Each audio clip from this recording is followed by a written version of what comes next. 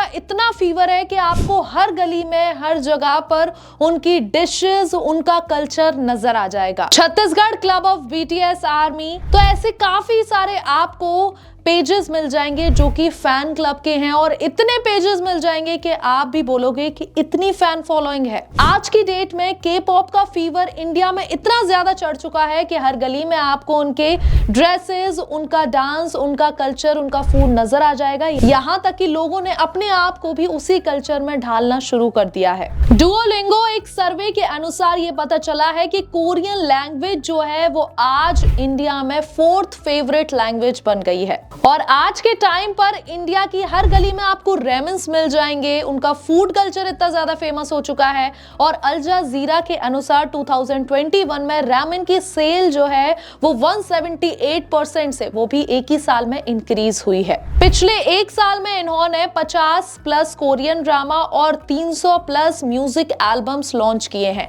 आखिरकार ये क्या स्ट्रेटजीज अप्लाई कर रहे हैं जिसके कारण हमारे इंडिया में इन लोगों का इतना ज्यादा भूत सवार है, इतना ज्यादा फीवर है कि आजकल यंगस्टर्स जो हैं इनको निशाना बना रहे हैं। यंगस्टर्स के दिमाग में के पॉप का फीवर काफी ज्यादा चढ़ चुका है। और ये हुआ कैसे? हेलुआ स्ट्रेटजी की वजह से। अब मैं आपको बताती हूँ इस स्ट्रेटजी में है क्या। आपको ये तो पता होगा कि इंग्लिश लैंग्वेज सीखने के लिए 4 से 5 हजार रुपए लगते हैं, बट यहाँ पर कोरियन लैंग्वेज सीखने के लिए कोई पैसा देना नहीं पड़ता। साउथ कोरिया गवर्नमेंट अपनी हेलुआ स्ट्रेटजी के जरिए कोरियन लैंग्वेज बिल्कुल फ्री में सिखा रहा है। यहाँ तक कि किंग सेजोंग इंस्टीट्यूट, जो कि वहां का इतना फेमस इंस्टीट्यूट है जो कोरियन सिखाता है, आज इंडिया में उसके काफी इंस्टीट्यूट्स हैं और लोग इंस्टीट्यूट्स में जाके सीख भी रहे हैं। कोरियन ने ये कोर्सेज बिल्कुल फ्री दिए, यानी कि इनमें कोई भी पैसा नहीं लिया है, बिल्कुल फ्री वो कोरियन लैंग्वेज सिखा रहे हैं। और इस एक स्ट्रेटजी का मेजर आउटकम ये निकल के आ रहा है कि आज की डेट में कोरियन लैंग्वेज की जो डिमांड है वो 400% से इंक्रीज हुई है। और इसमें मेजर रोल है कोरियन कंटेंट का, जो कि कोविड के टाइम पर आया और कोविड के टाइम पर काफी ज्यादा वायरल और फेमस हो गया।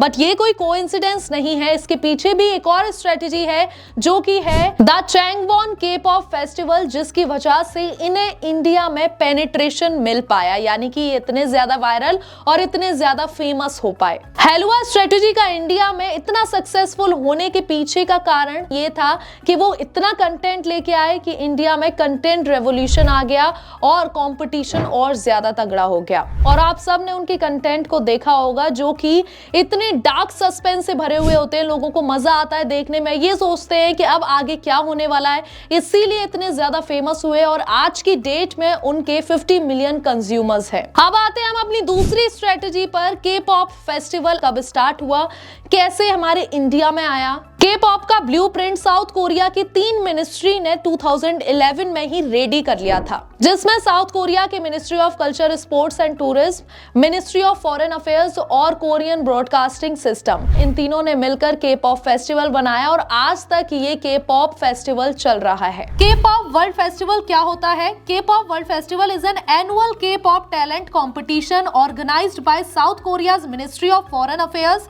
with the support of numerous government agencies। और ये के पॉप वर्ल्ड फेस्टिवल बहुत सारी कंट्रीज में ऑर्गेनाइज किया जाता है। उसमें प्रीलिमिनरी राउंड होता है जिसमें काफी सारे बच्चे सेलेक्ट होते हैं, और जब बच्चे प्रीलिमिनरी राउंड को क्रॉस कर लेते हैं, जो बच्चे सेलेक्ट होते हैं उनको साउथ कोरियन गवर्नमेंट इनवाइट करती है, और जो फाइनल राउंड होता है उनका वो होता है हर साल चैंगवॉन्ग में। अब 2011 का डाटा आपको शो हो रहा होगा, जिसमें आपको नजर आ रहा होगा कि 16 कंट्रीज में प्रीलिमिनरी कंपटीशन होस्ट किया गया था, जिसमें 30,000 एप्लीकेंट्स थे और ओवर 10,000 फैंस थे जिन्होंने ये अटेंड किया था। और ये 7 दिसंबर को इसका फाइनल हुआ था चैंगवॉन में, और जिन्होंने इस कंपटीशन को जीता उनके नाम भी हैं इसमें, जैसे कि boy group jam from Kazakhstan who performed Chinese ring ding dong won the performance grand prize, while solo performer Carry On from Philippines who performed यमीज स्टार वॉन द वोकल ग्रैंड्स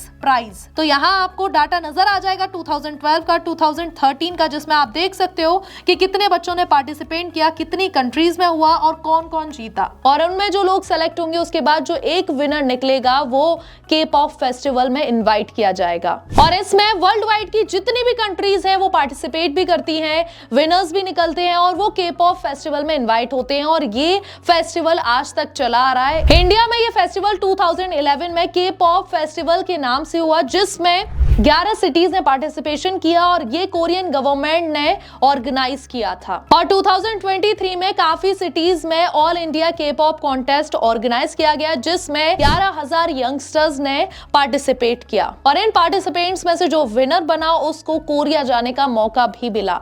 यानी कि ऐसे करके इन्होंने अपनी स्ट्रेटजीज बना रखी हैं, जिसकी वजह से अपने कल्चर को लेके आ रहे हैं और साथ ही यहाँ पर लोगों को इन्फ्लुएंस भी कर रहे हैं। और आज के यंगस्टर्स को इन्होंने मेन टारगेट बना रखा है। आप इन फैन पेजेस को देखो, जिसमें फ्री लैंग्वेजेस के पोस्टर्स आपको नजर आएंगे, या के पॉप कॉन्टेस्ट में जो विनर्स हैं उनको प्रेज करने के लिए पोस्टर्स नजर आएंगे। ऐसे ही लोगों को इन्फ्लुएंस कर रहे हैं। ये पॉपुलर कल्चर इंडस्ट्री डिवीजन नाम की मिनिस्ट्री है, जिसमें के कंटेंट कंपनीज को ये कहा गया है कि उनको सब्सिडीज मिलेगी और टैक्स बेनिफिट्स मिलेंगी, और ये ऑर्डर दिया गया है कि अपने कल्चर को बाहर की कंट्रीज, बाहर फॉरेन कंट्रीज में जितना चाहो उतना स्प्रेड करो।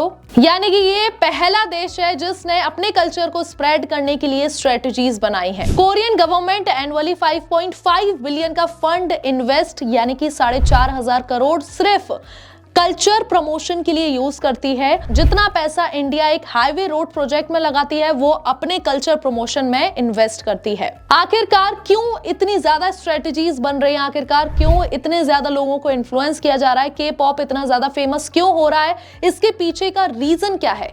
इसके पीछे का रीजन है economy building. But in strategies को देखते हुए हमें यह भी समझ आ रहा है कि ये अपना कल्चर भी स्प्रेड कर रहे हैं, बट इनके पीछे का जो मेन रीजन है वो इकोनॉमी बिल्ड करने का है। और सिर्फ इतना ही नहीं, 2018 में के पॉप के प्रोडक्ट और सर्विसेज की वजह से कोरिया को 5 बिलियन का फायदा हुआ, और फिर 2012 में इनका फैन बेस और बढ़ गया और इसी तरीके से ये और रेवेन्यू जनरेट करने लगे। यानी कि साउथ कोरिया अपने कल्चर से लोगों को इतना ज्यादा इन्फ्लुएंस कर रहा है कि लोग और आने वाले यंगस्टर्स जो हैं वो उनके झांसे में आ भी रही है और के पॉप कल्चर को फॉलो भी कर रही हैं। बट इसमें कोई बुराई भी नहीं है, बट इनके पीछे का मेन रीजन मैंने आपको बता दिया है और आखिरकार इनकी स्ट्रेटजी जो है वो काम भी आ रही है और ये अपनी इकोनॉमी को बिल्ड करने के लिए पूरी कोशिश कर रहे हैं और ये स्ट्रेटजीज अप्लाई कर रहे हैं। बट क्या इंडिया के पास कोई ऐसा कल्चर या कोई ऐसा प्रोडक्ट सर्विसेज हैं जो कि बाहर की कंट्रीज के लोगों को इन्फ्लुएंस कर सके?